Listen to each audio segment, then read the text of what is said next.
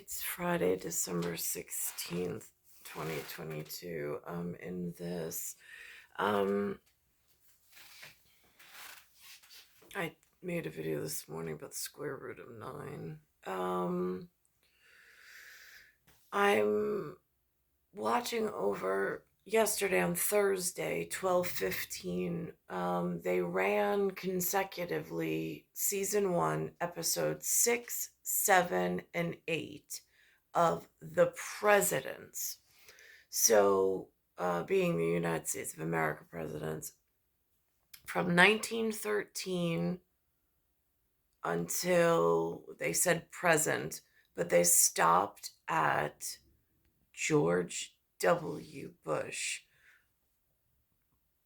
I'm going to rewatch all of them again because I think that they hold significant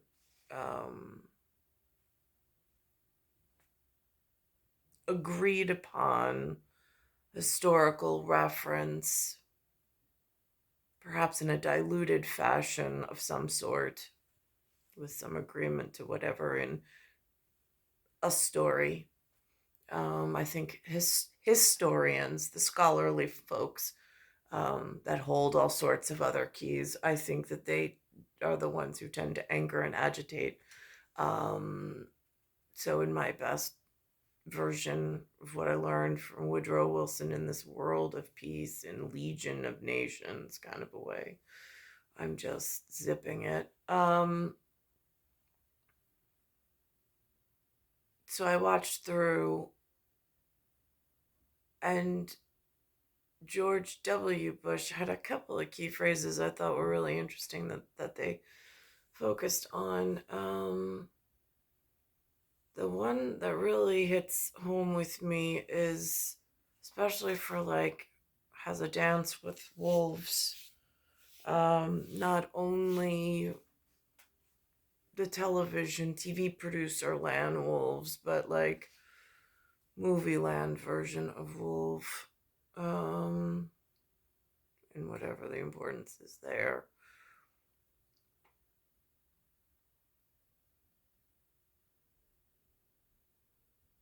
I noticed today the Wolf Productions, there's a TV show. I didn't catch it the first time. It's got a Haley, Ryan, and Anthony, and I could have sworn it had something to do with Emily in this episode of Chicago PD, the one with Voight. And I'm like,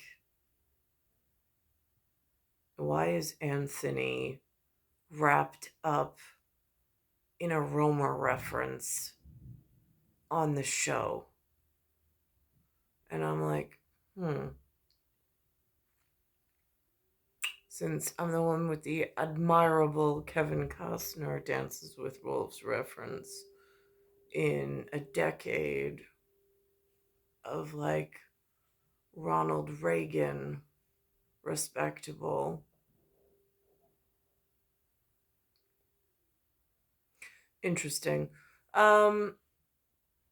So I'm watching this, and this one line that Bush says, now they stopped at the Bush presidency.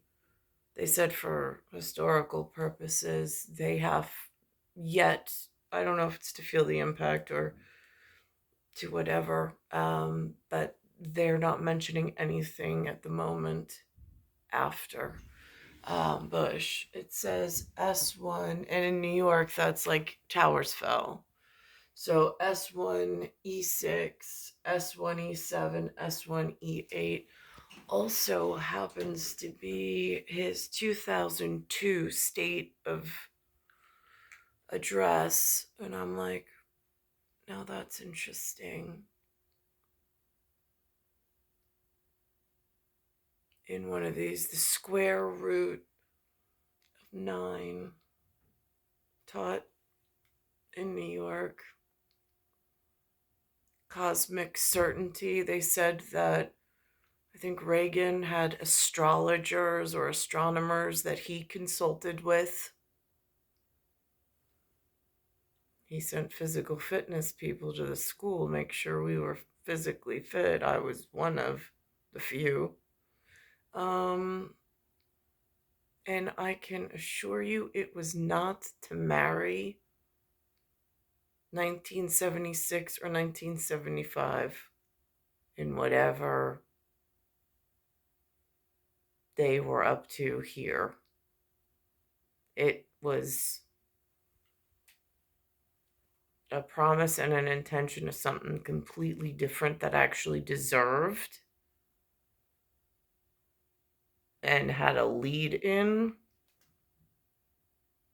and it was not to be whatever actually transpired for certain.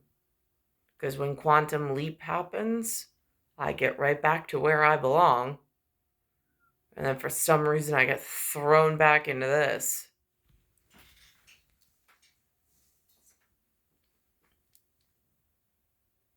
In his 2002 State of the Union address, Bush seemed to widen the scope of his war on terror to include regimes in North Korea, Iran, and Iraq. States like these and their terrorist allies constitute an axis of evil, arming to threaten the peace of the world. An axis of evil. AXIS. I'm just wondering, at access powers being on the X and Y plane of mathematics, and then in some software programming GUI capability that just happened to like spring up over the last however many years, for which I don't use computers in that format or manner, so I have no idea. But I know a Z-plane exists in the 360-degree field.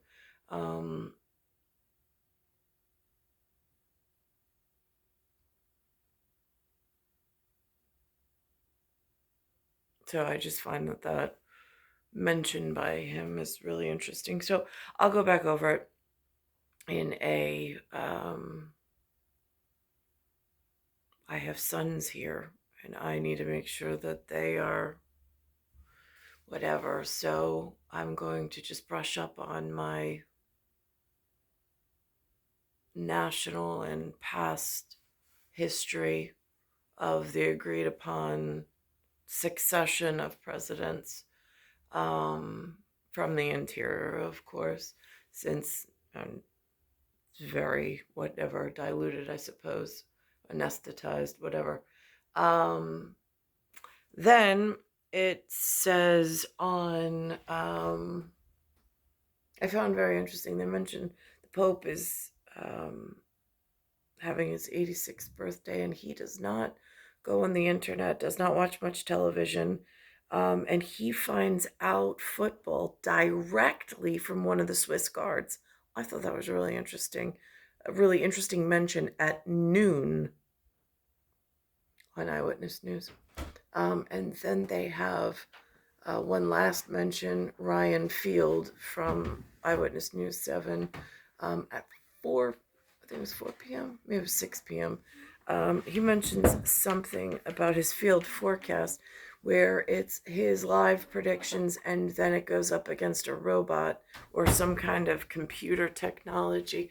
And the computer technology has this, like, it's actually able to write poems and predict things and pick things, which I thought was really, really interesting. In where in the world of technology are they up to in frightening things? It seems very mild and innocent, but in the grander scheme of how I've been hurt and the interface has been interfered with, it concerns me whose fingers are at the trigger and who's controlling this level of programming. Because then I also got a letter in the mail, which if they ran it through one of those ridiculous programs, it comes up with personality or algorithm traits that aren't even mine.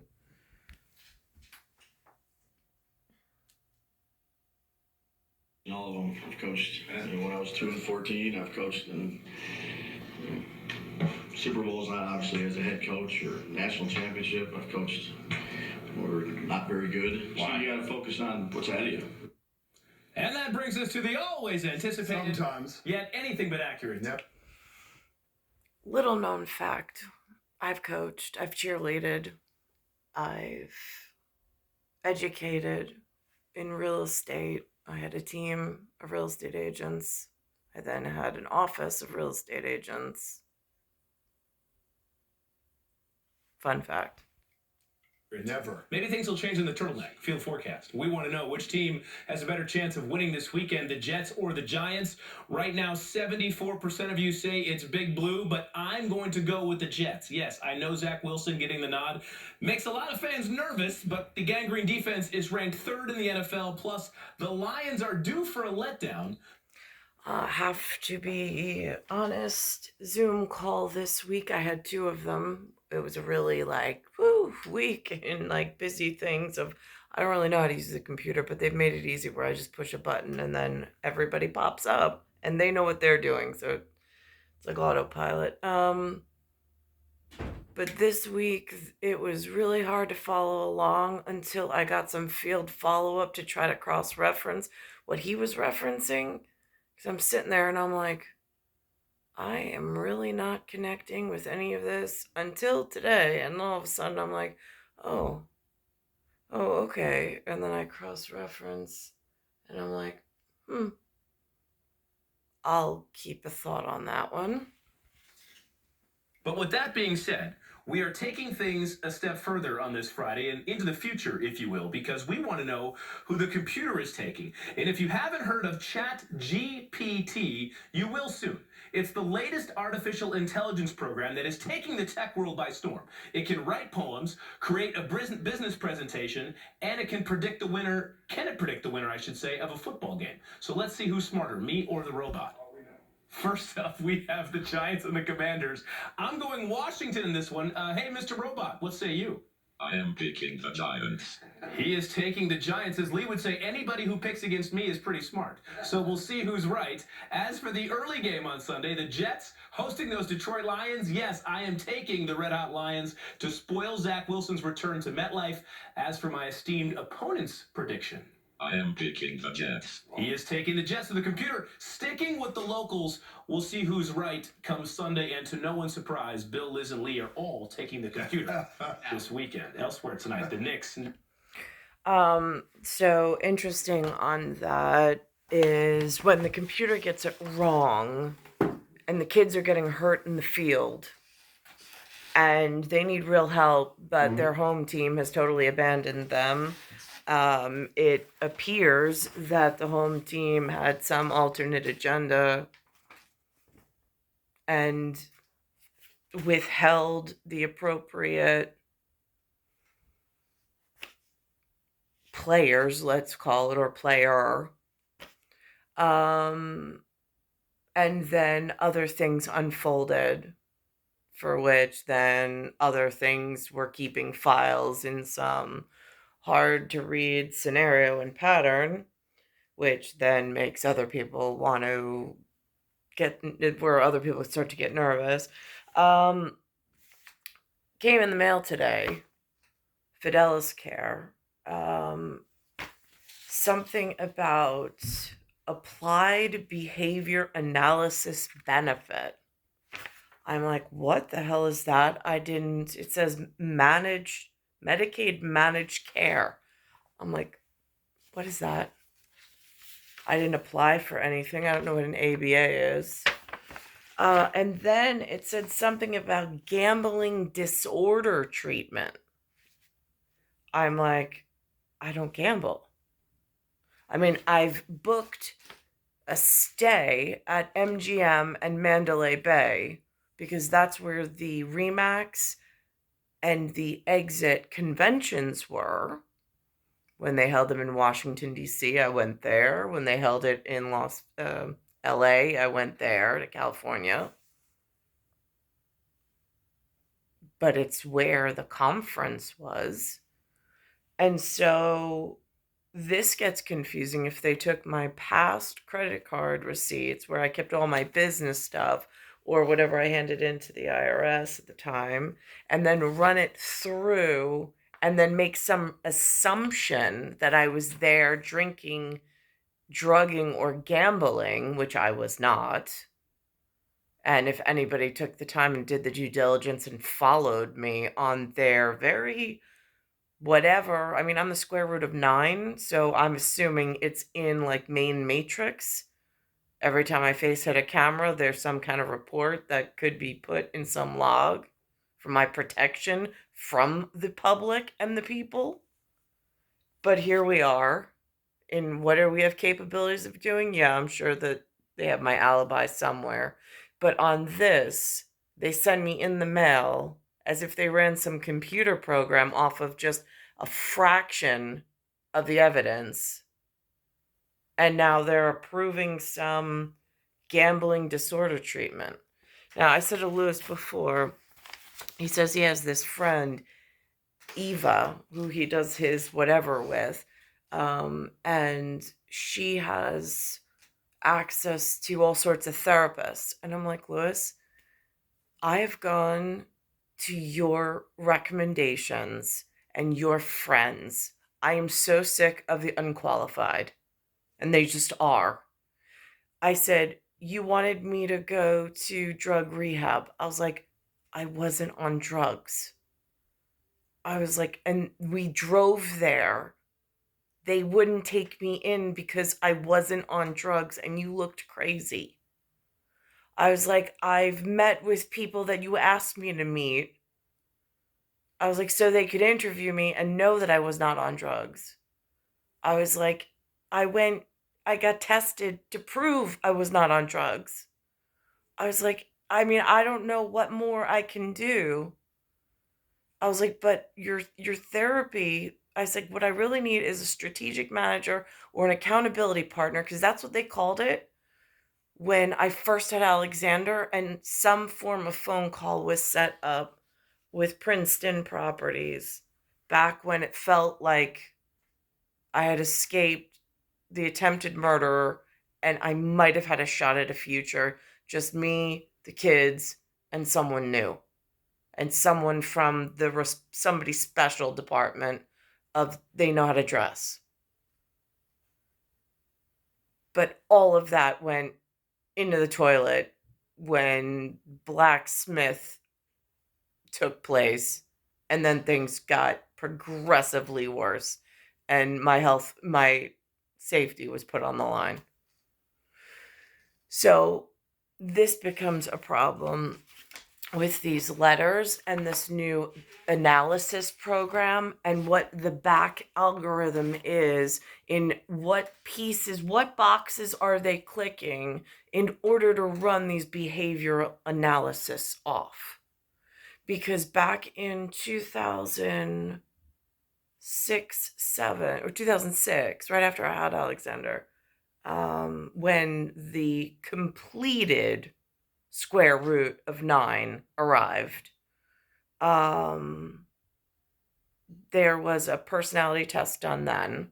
They wrote out a beautiful, they wrote out a beautiful report and they mailed it to me. It was really, really nice. But again, it never led to any meaningful relationships.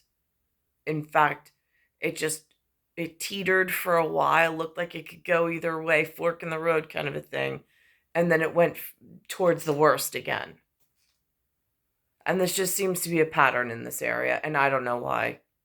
And I don't know who's running things, but this is life-altering, and can ruin a perfectly healthy and strong individual and render them powerless and weak and paint a completely different portrait than who they actually are by just a couple of clicks on a computer. It's really frightening. That's why I stay off the computer and I stay off the phone and I keep my human contact to a minimum of if they invite me depending on what it is. It's star 1978, star 8378, Nicole, Cattaruzza. It's Earth, solar system, Milky Way, universe, galaxy is broken. And it's Bayside Station, Bayside, New York, 11361.